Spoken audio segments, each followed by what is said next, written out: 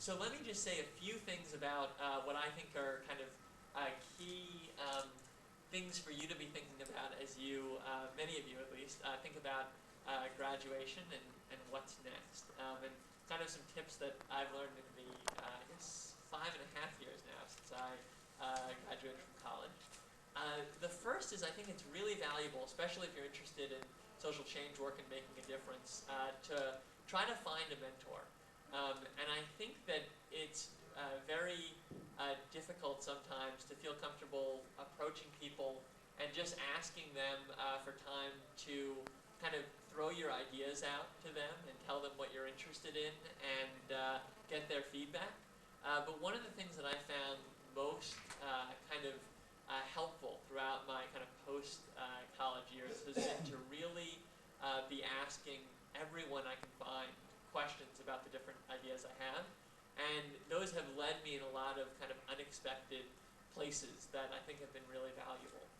So one thing that I think is tremendously important, and it's more difficult I think after you graduate, is really making sure that you're ambitious and aggressive and kind of pulling aside people whenever you can when you think they could help you and you're thinking through what you want to do or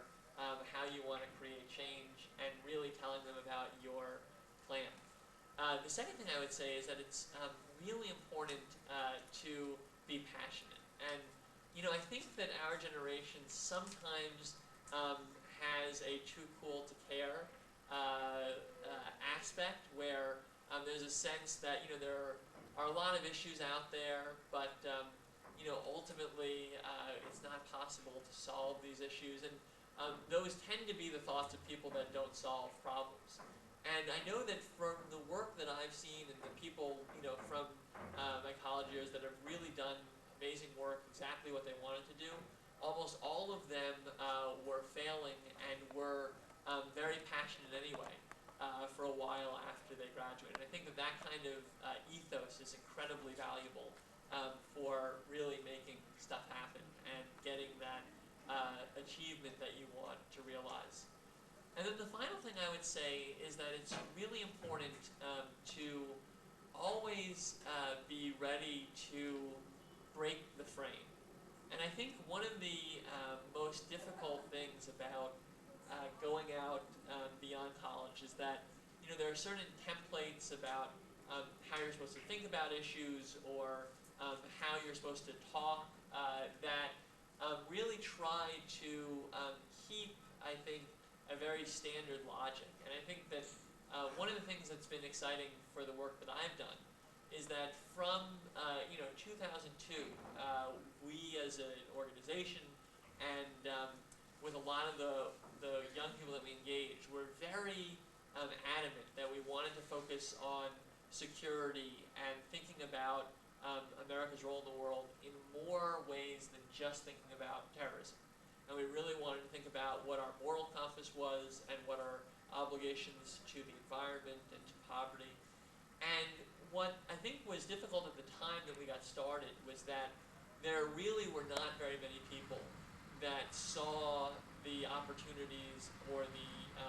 priorities that we did. And I think what happens is that a lot of times what that leads you to do is you try to just fit into the dominant frame. So you say to yourself, you know, if this is the main issue, I'll try to frame everything just in terms of terrorism, and I'll say, you know, this issue and that issue. I don't really care about climate directly, but it's important because, you know, it might create environments where there could be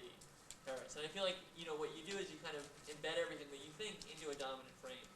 And the problem with that is that I think that there are moments where, you know, you have people that kind of go to these